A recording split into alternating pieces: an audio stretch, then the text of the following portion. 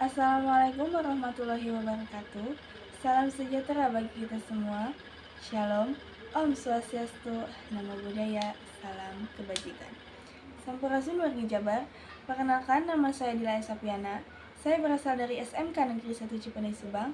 Saat ini saya duduk di bangku kelas 10 jurusan Desain Komunikasi Visual. Pada kesempatan kali ini, saya akan membahas materi mengenai hukum dan HAM.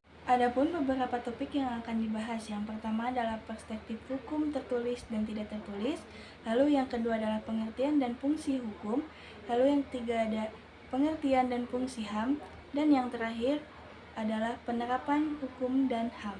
Langsung saja kita ke materi yang pertama, yaitu perspektif hukum tertulis dan tidak tertulis.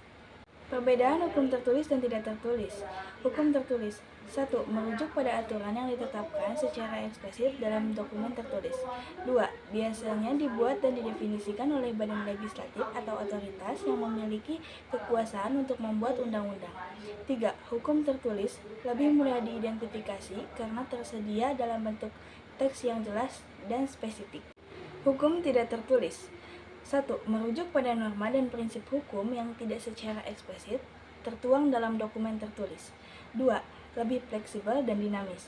3. Seringkali terdiri dari norma moral, etika, prinsip, keadilan, dan kebiasaan yang diterima oleh masyarakat. Adapun beberapa contoh hukum tertulis, yaitu hukum pidana, konstitusi, peraturan lalu lintas, dan undang-undang perburuhan. Adapun contoh hukum tidak tertulis, yaitu presiden pengadilan, keadilan alami, hukum adat, dan etika profesional. Pentingnya hukum tertulis dan tidak tertulis. Hukum tertulis. Secara keseluruhan, hukum tertulis berperan penting dalam membentuk tatanan sosial yang beradab, adil, dan berkeadilan dalam kehidupan masyarakat modern. Lalu, hukum tidak tertulis. Secara keseluruhan, hukum tidak tertulis merupakan bagian penting dari struktur hukum dan masyarakat, membentuk dasar moral dan etika yang mendasari tindakan dan keputusan dalam kehidupan sehari-hari. Pengertian hukum. Menurut Profesor Dr. Haji Ahmad Ali mengemukakan bahwa hukum adalah segala peraturan atau ketentuan yang mengatur kehidupan masyarakat dalam suatu negara dan diterapkan oleh lembaga yang berwajib. Menurut Profesor Dr. Hikmanhanto Juwana menyatakan bahwa hukum adalah sistem peraturan dan norma yang mengatur kehidupan manusia dalam masyarakat baik secara tertulis maupun tidak tertulis. Profesor Dr. Jimli Asidik menggambarkan hukum sebagai peraturan yang bersifat umum yang diterapkan oleh lembaga yang berwenang dan berlaku di suatu negara atau masyarakat untuk menegakkan keteraturan dalam kehidupan bermasyarakat. Adapun fungsi hukum yaitu untuk mengatur perilaku. Salah satu fungsi hukum untuk mengatur perilaku individu atau entitas di dalam masyarakat.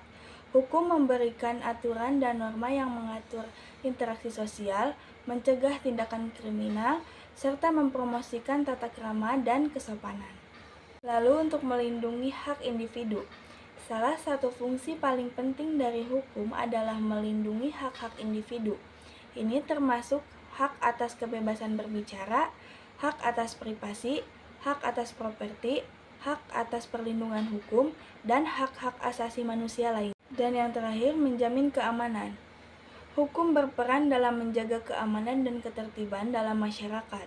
Aturan-aturan hukum tentang kejahatan, kekerasan, dan gangguan masyarakat membantu menciptakan lingkungan yang aman bagi semua anggota masyarakat. Adapun beberapa penerapan hukum, salah satunya membayar pajak tepat waktu dan sesuai dengan ketentuan yang berlaku. Yang kedua, tak mencuri atau melakukan tindakan pencurian. Dan yang terakhir, tidak mengonsumsi atau mengedarkan narkotika atau obat-obatan terlarang. Lanjut ke materi yang selanjutnya, yaitu pengertian HAM. Menurut Perserikatan Bangsa-Bangsa atau PBB, hak asasi manusia adalah hak-hak yang melekat pada semua individu sebagai manusia, tanpa terkecuali. Ini termasuk hak-hak sipil, politik, ekonomi, sosial, dan budaya yang diakui dan dilindungi oleh hukum internasional. Menurut organisasi hak asasi manusia seperti Amnesty International atau Human Rights Watch, mendefinisikan HAM sebagai hak-hak yang melekat pada semua individu sebagai anggota umat manusia tanpa memandang ras, agama, jenis kelamin, orientasi seksual, atau status sosial. Dan yang terakhir, menurut konstitusi atau undang-undang nasional. Definisi ini seringkali mencakup hak-hak dasar seperti kebebasan berpendapat, hak atas keadilan yang adil, hak atas pendidikan, dan hak atas perlindungan dari diskriminasi. Adapun jenis-jenis HAM yang diakui secara universal, yaitu personal rights, property rights, political rights, social cultural rights, dan procedural rights. Contoh pelanggaran HAM yang pernah terjadi di Indonesia. Yang pertama adalah kerusuhan Tanjung Priuk pada tanggal 12 September 1984. Yang kedua ada penculikan aktivis pada tahun 1997 sampai 1998. Prinsip penegakan hukum. Pentingnya prinsip-prinsip penegakan hukum yang berkeadilan, seperti kesetaraan perlakuan, pemberian hak yang adil, transparansi, penyelesaian sengketa yang objektif, proporsionalitas hukuman, larangan penyiksaan, dan pengakuan serta perlindungan hak asasi manusia. Peran dan tanggung jawab masyarakat. Taat pada aturan yang berlaku, menjunjung tinggi toleransi, memberi masukan pada pemerintah. Upaya pencegahan. 1. Meningkatkan kerjasama antar golongan atau kelompok. 2. Memberikan jaminan HAM melalui peraturan dan perundang-undangan. 3. Penegakan supremasi hukum yang harus dilakukan dengan melibatkan partisipasi masyarakat.